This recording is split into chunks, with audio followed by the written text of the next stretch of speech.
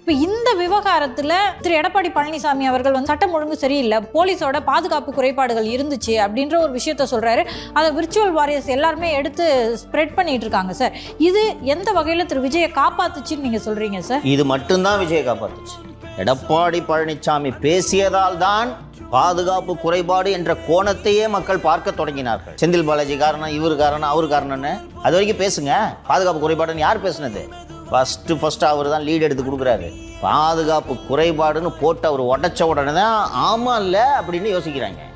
So இதன் காரணமாகத்தான் விஜய் வந்து நட்பு சக்திகளை வளர்த்து கொள்ள வேண்டும்.